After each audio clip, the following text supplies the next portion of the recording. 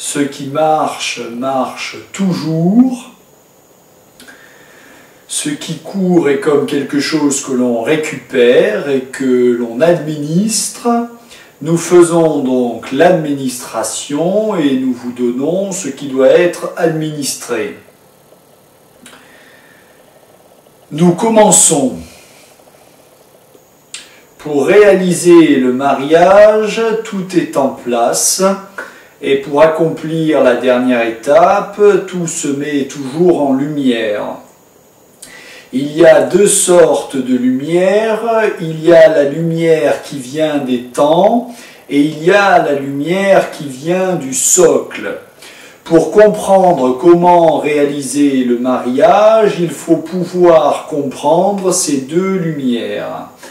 La lumière qui vient des temps est une lumière qui ne s'altère pas. La lumière qui vient des socles est une lumière qui rayonne.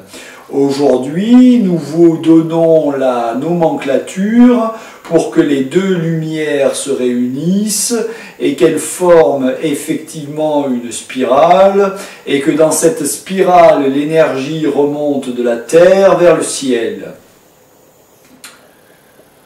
À vous.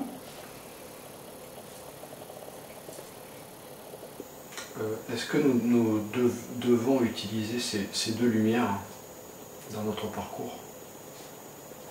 Nous avons le choix d'activer ou de désactiver chacune des choses que nous avons dites. Nous avons le choix, lorsque quelque chose est activé, de le désactiver, et lorsque quelque chose est désactivé, de l'activer. À partir du moment où vous faites le choix, alors vous êtes dans l'action.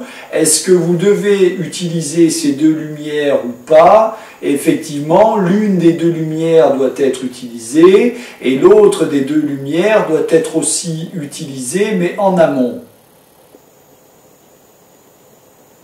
Si vous utilisiez les deux lumières de façon simultanée, vous n'auriez pas le résultat escompté. Réaliser le mariage, c'est réaliser plusieurs énergies, et réunir dans un même lieu plusieurs énergies demande une organisation.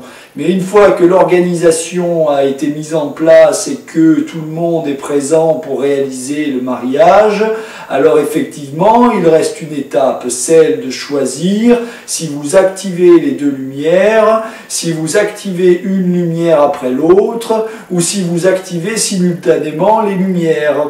Mais parfois, effectivement, vous activez simultanément les lumières, car l'impatience vous fait activer simultanément les lumières, mais effectivement, l'une des deux lumières doit être activée en amont. Il faut une certaine distance quand vous activez la première lumière en amont, avant d'utiliser la deuxième lumière plus tard, afin qu'elle s'active. En vérité, si vous activez toutes les deux lumières en simultané, il n'y a pas suffisamment de délai entre la lumière du socle et la lumière des temps, alors l'effet escompté toujours recherché n'est jamais atteint, et alors vous dites « cela ne fonctionne pas ». Je continue. La lumière des socles doit s'activer 5 jours avant la lumière des temps. La lumière des temps doit être activée 5 jours après la lumière des socles. Si effectivement les 5 jours ne sont pas respectés, alors effectivement le commencement est alors altéré car les deux lumières en simultané s'annulent. Comme dans tout ce qui s'annule, toutes les forces sont perdues et il faut réorganiser le mariage.